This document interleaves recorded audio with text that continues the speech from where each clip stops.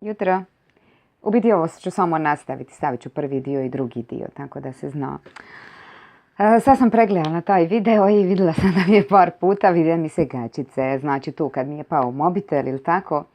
I razmišljam, mislim sviđa mi se, ok mi je sve to kako sam snimila i drago mi je da vidite i da sam se umeljala i tako te sve stvari, jer i to što sam rekla i nema pogreški ili pogreške će se događati i nemam pojma što, da je sve to normalno, znači ok mi je video, samo to.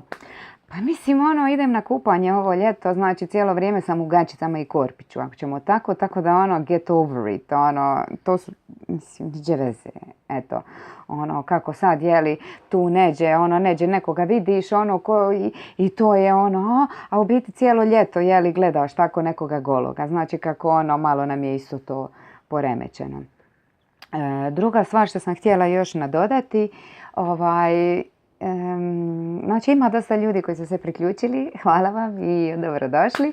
I ne znam da li, mislim nisam to napominjala, to sam na Fejsu isto govorila. Htjela sam reći da gledate redoslijedom.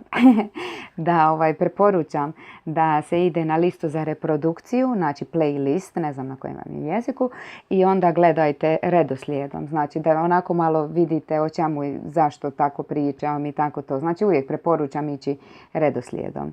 Barem ove prve, znači obradite dobrodošli, znači naravno o čemu se radi, i oni što idu onda nakon toga, 1, 2, 3. Mislim da su Mir u svijetu počinje s tobom, Jesam, nisam i Vratite nam reinkarnaciju. Znači te 3 stvari, u ta 3 videa sam rekla bazu neku svojih razmišljanja i na čemu temeljim sve ovo.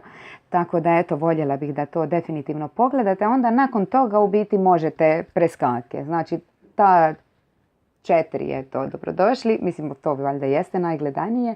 I onda ove. I što sam spomenula trash chic, htjela sam reći da ljudi koriste full trash chic, zato sam stavila Timea trash chic. Eto da nastavljam, to, tako je i to. I čitajte opise od videa. Znači to sam htjela reći da ne stavljam sad u opis, zašto sam to tako rekla. Čitajte opise videa. U opisu videa se ili korigiram, jer ovako ga pričam naravno, fališa, kamera to zabilježi. Tamo se ili korigiram ili stavim neke dodatne informacije. Eto, to bi bilo to. Vidimo se.